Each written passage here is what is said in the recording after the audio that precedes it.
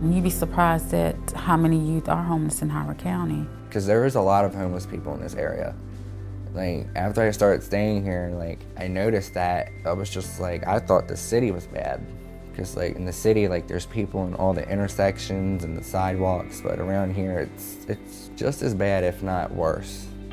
It's everywhere, you know, it's all parts of Howard County, from Elkridge to Jessup to the edge of Laurel. They also probably do have jobs, probably do have friends, are getting from point A to point B as best that they can.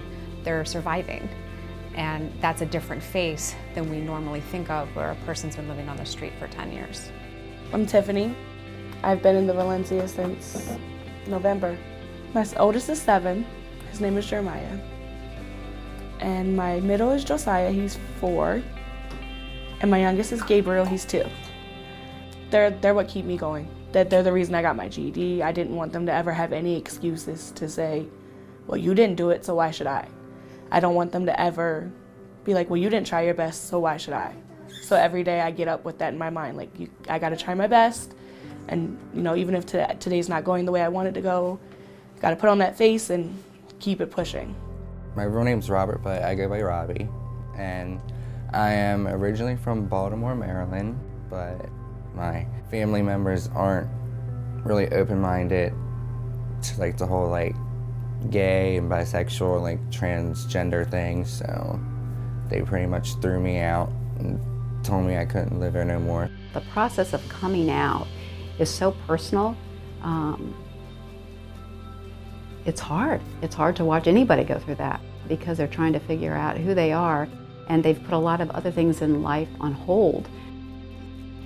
I grew up in Howard County. I'm currently living in the car with my fiance. It's been a year. I'm still in the car. I know how to get out of it, but I can't get myself there. So that's the scary part.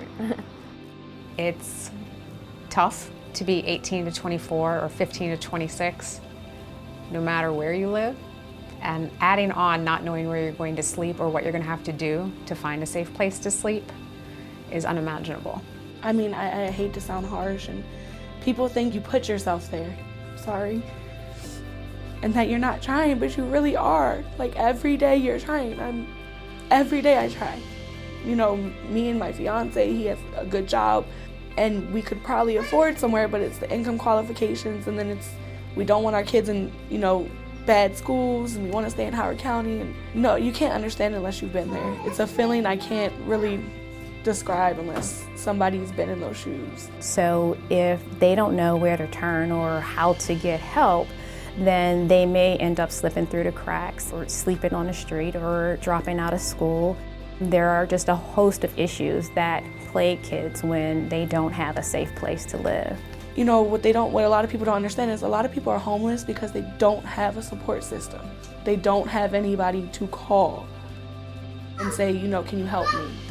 I feel like once I have my own place and have my dog back and my cat back and have my whole family with me, meaning my fiance and his kids, then I'll be able to be more motivated to go to school. I really hope what's next for me is getting away from this situation, because it's really unhealthy. It's not good at all. Like, it's draining me physically and emotionally. I just want a home.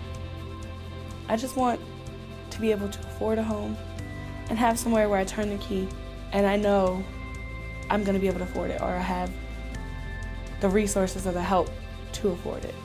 You know, that's all I want. I don't want anything fancy. I just want to be out of a hotel room.